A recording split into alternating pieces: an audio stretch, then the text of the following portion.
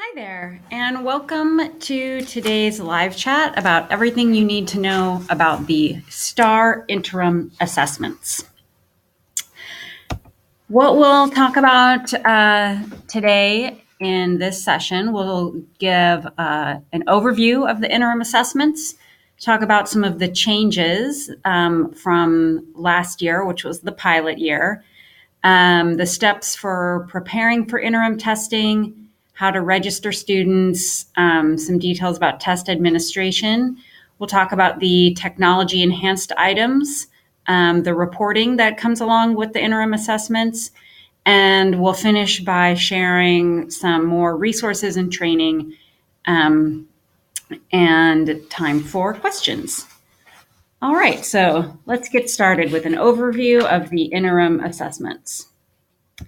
So the interim assessments were piloted during the 2017-2018 school year for grades 3 through 8 math and reading. Now they include more grades and subjects, and this year they are open for any school district or open enrollment charter school can participate and use the interim assessments.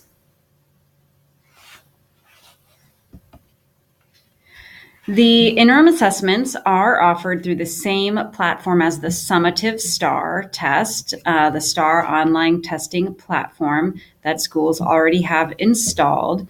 The scores will be displayed in the STAAR assessment management system, and there's also a new online reporting suite that offers a lot of different ways to view the results. We'll talk a little bit more about that a little bit later.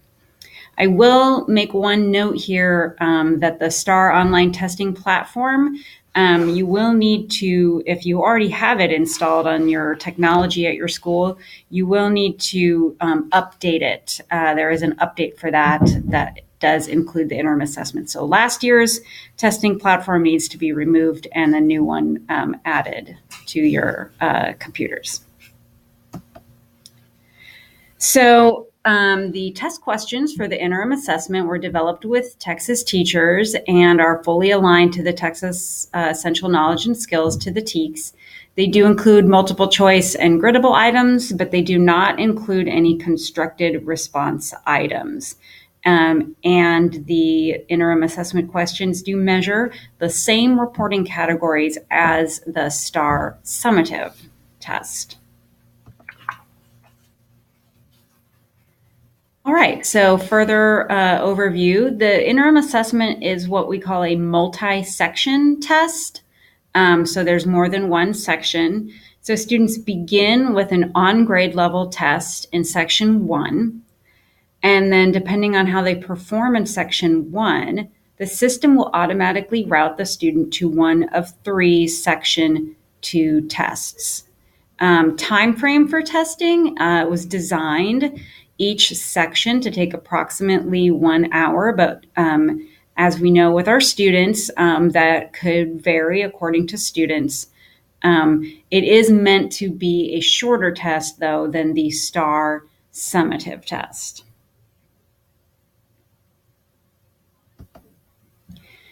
So a couple of differences between the summative and interim assessments. The interim assessments give teachers an idea of what reporting categories and student expectations their students need to focus on in preparation for the summative assessment. So it really helps teachers to inform their instruction for their students based on how they do on the interim assessment as a way to get ready for the summative assessment.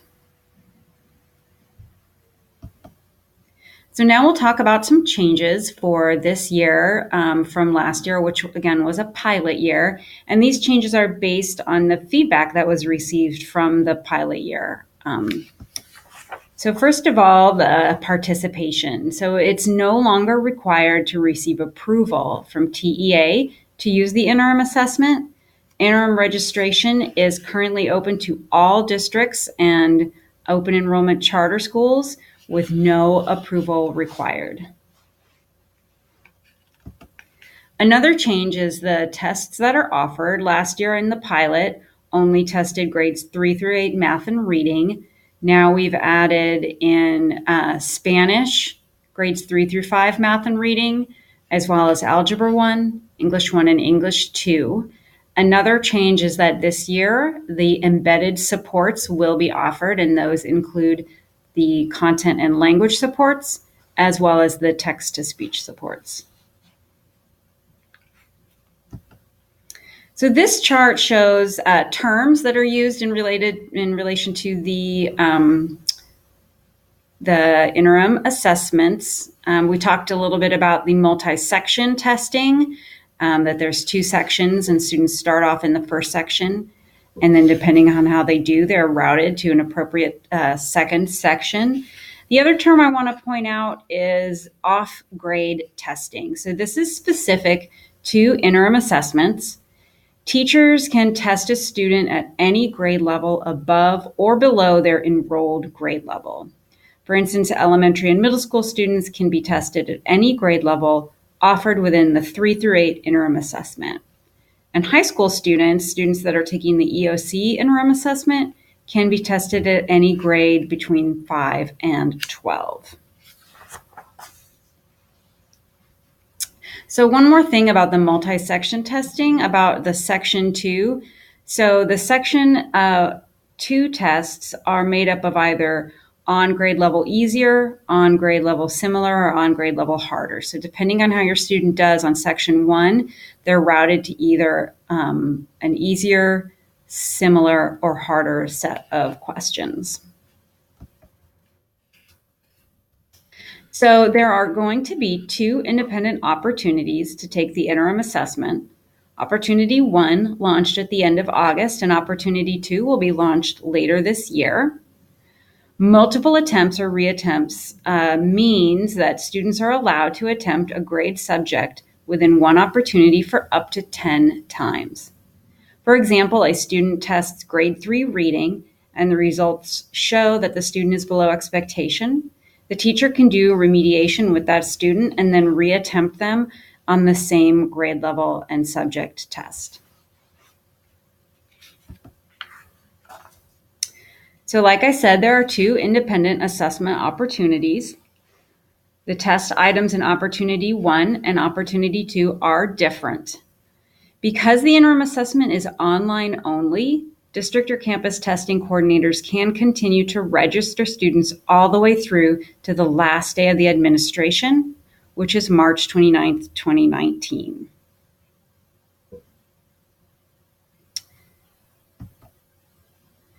So let's talk about testing below enrolled grade level. So a purpose of allowing students to test at any grade level is that it allows for teachers to show student growth or improvement over time.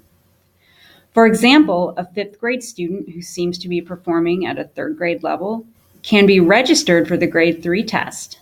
The teacher can remediate based on the results and then later in the year, give the student the same grade or subject test and then assess their growth. Okay, so let's talk about the steps for preparing for interim testing. And I will say that these slides about preparing for interim testing and registering students, these are things that you'll definitely want to make sure that you check with your campus or district testing coordinator about some of this. And there are links throughout the PowerPoint and at the end for more information about how to prepare for interim testing. So the first step that will need to happen is that the devices and online network systems at your campus will need to be checked and make sure they're adequate for testing. These links give you information about what the system requirements are. The second step is to log into the assessment management system and practice registering students. The third step is to download, install, and configure the secure browser. Again, this STAAR online testing platform has been updated for this year, so you'll want to make sure that you do download the updated version. This link here can bring you to the place to be able to download that. Next, you'll want to make sure that you review all the general and interim testing resources. Again, I have 2 links here to more resources about the technology and about more training. Step 5 is to register students for interim testing. We'll talk a little bit more about that. Step 6, to locate the students, to print the test tickets, and then, of course, prepare the students for testing. The STAAR online platform still has the tutorials and practice tests, which are really helpful, especially for students who are using the embedded supports, so they can practice with those supports before taking the interim test. So now let's talk about registration. As with the summative STAAR assessments, there are 2 ways to register students, either individually via the user interface or file upload. If you're using the file upload, the registration file is specific to the interim assessment. There is an additional field required to identify that it is an interim assessment. This will ensure that files are not loaded for interim that are meant for summative. And I'll be going over some resources and training later on that has more information about specifics about registration. And here's some links for that. So for additional information on interim registration, there's a webinar and also a user's guide that you can refer to. Next, we'll talk about the test administration. So the interim assessments are online only and are delivered through the STAAR online testing platform. The interim assessment is not a timed test. It is designed to take up to an hour for each test section. Remember, there are 2 test sections. Teachers can stop and start their students as they see fit. Just always make sure that students submit each section of the assessment to produce a score. If, in order to stop and start, the students can pause for a brief break, or if you're going to stop for longer than 30 minutes, you can log out. The answers are saved, but not submitted. And then when you come back, the test will return the student to the furthest question in the furthest section visited. So this slide just shows what a sample test ticket looks like. For interim, the test administration is always going to be noted either by saying interim or INT.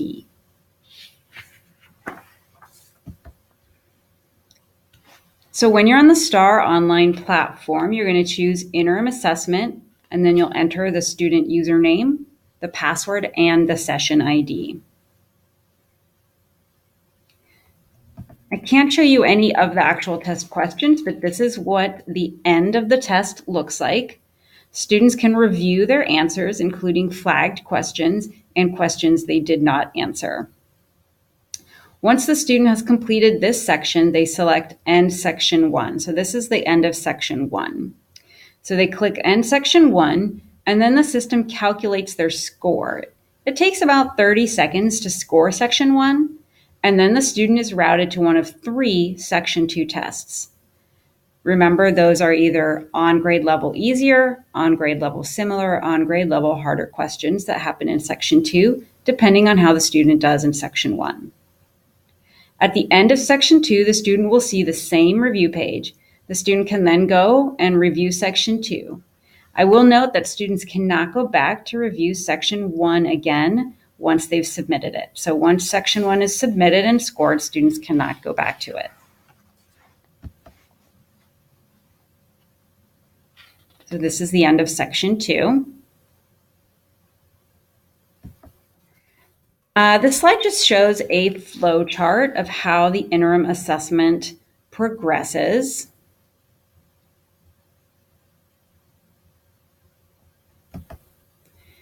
Okay, so like I said, the interim assessments are online only. A paper assessment has been provided and is the same as online, but in order to use the paper-based testing, you will need approval from TEA to download the PDF. So to receive permission, you can see that there are certain things that the districts must show. and do in order to receive permission for the special paper administration. Another note is that with the paper administration, it does include an answer key, but then the teachers need to score section 1, and the teachers will manually route the students to the appropriate section 2 test. And then the teachers will need to transcribe the test into the online platform in order to receive a final score. And here's just some more information about the paper-based testing and a link for more information about that as well. All right, next we'll talk about the technology enhanced items. This is an update from the pilot year. So last year, the TEIs were offered as their own standalone pilot or practice test. And this year, the TEIs are included in the interim assessment. The TEIs offer more engaging content, so the student is more interactive with these items. They aren't simple multiple choice. The TEIs happen at the end of section 2 and have no effect on the interim assessment results and are also not reported to TEA. So this is the page the students will see after section 2, but before the end of the test. It informs the student that the next set of questions are optional, and if the student chooses not to take the TEIs, they click the back button and then can review section 2 and then end the test. If the student chooses to take the TEIs, they just click next. And I will point out that not all grades and subjects have the TEIs included. So reporting. The online reporting suite is new for this year. It's an online dynamic real-time reporting system. The online reporting suite allows teachers to really dive deep into student scores, to see reporting categories, and to see student expectation levels. Teachers can view student results in graphs and charts and then customize them for the data they need. Another thing about these reports is that they are filterable by student demographics. And in addition, a district data file will also be provided, and that is the same as during the pilot. So about interpreting results. So the interim assessment results guide is going to be a very helpful tool in how to use the online reporting suite to inform your classroom instruction. It assists teachers in using the data from the online reporting suite to help students. So here's a link for that. All right, so there's lots of resources and training about the interim assessments if you need some more information or want to share with others at your campus or in your district. Here's a list of those. So to find these resources, you go to the Texas Assessment Management System website at texasassessment.com. You'll click on Assessments at the top and then click on the link for Technology Systems and Support for Administrators. And you'll find the Interim Users Guide, the Roles and Permissions Matrix, the Student Upload File format for interim testing. All of these things can be found there. And you'll also find information about more webinar trainings.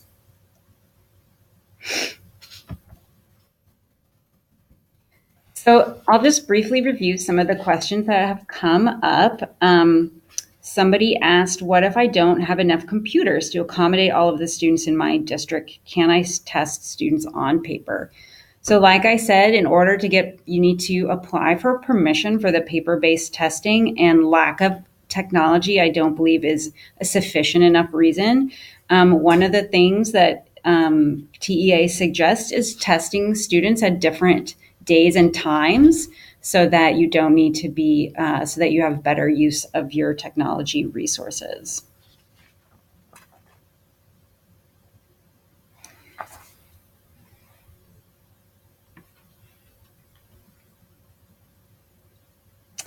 So another question, are the questions on the reattempt the same as the first attempt, or do students get a new set of questions? And the answer to that is that a reattempt is the exact same test.